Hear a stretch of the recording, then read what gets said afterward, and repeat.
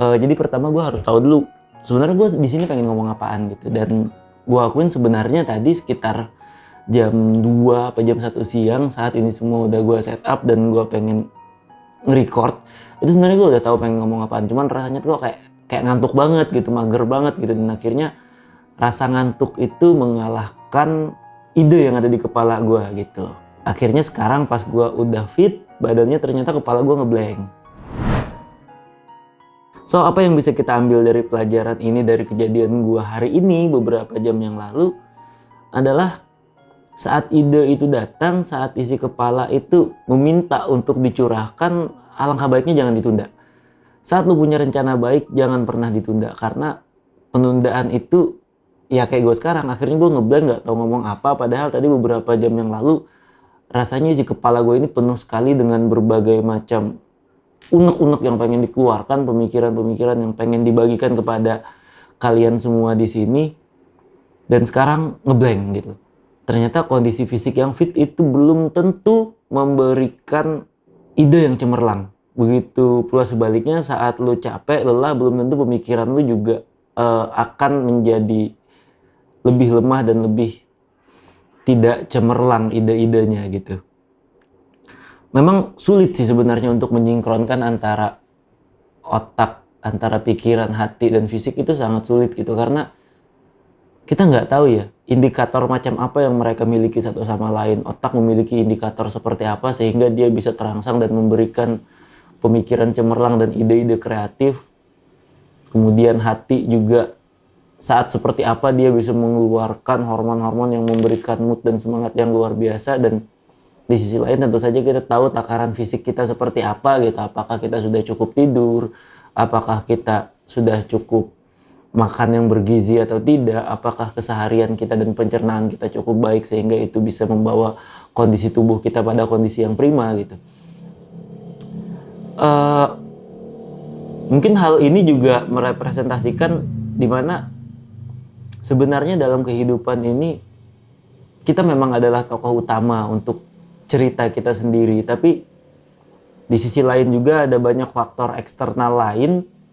Bukan cuma eksternal, faktor lain internal maupun eksternal yang menjadi pengaruh dalam bagaimana hidup itu berjalan. Walaupun sebenarnya hidup itu sendiri adalah sebuah kemutlakan takdir yang dinamis gitu. Nah, kedinamisan inilah yang membuat takdir yang sejatinya mutlak itu tidak bisa tertebak dan rasanya bisa kita rubah dan bisa kita raih. Padahal semuanya itu sudah digariskan sejak awal oleh Yang Maha Kuasa. Sebenarnya apakah kita ini sudah berada dalam jalan yang benar gitu, dalam apa yang harus kita lalui?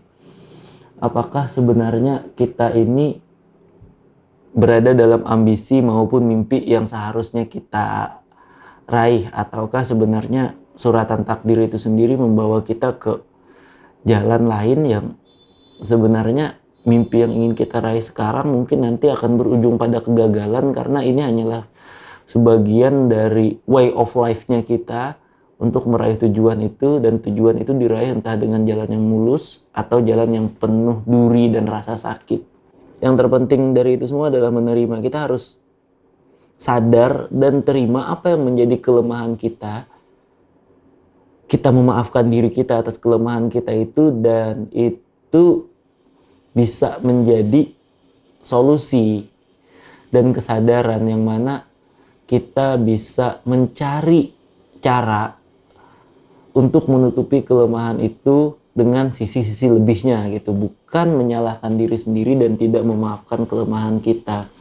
Dan gue terima kasih kepada Tuhan. Kenapa gue sangat bersyukur sekali dengan kelemahan yang ada ini. Akhirnya gue sadar bahwa gue ini hanyalah manusia yang lemah. Gue hanyalah manusia yang nggak bisa apa-apa tanpa kuasa ilahi, tanpa Allah berkehendak. Apapun bisa, dan tanpa Allah berkehendak apapun tidak bisa gitu loh. Dan di sini juga gue menyadari dalam diri gue sendiri bahwa untuk meraih sesuatu itu Allah memang maha kuasa, bisa memberikan segalanya dalam sekejap. Tapi Allah menginginkan sebuah proses gitu. Allah menuntut kita untuk berproses dan memperjuangkan sesuatu gitu.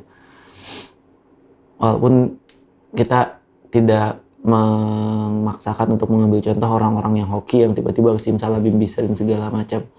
Karena gue sendiri pun percaya orang yang hoki, katakanlah orang yang tiba-tiba mendapatkan kekayaan melimpah atau misalkan mendapatkan sesuatu secara instan, itu juga sebenarnya dia adalah orang yang berproses gitu.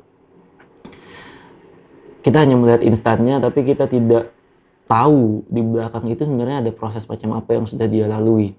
Nah, seperti yang gue bilang tadi bahwa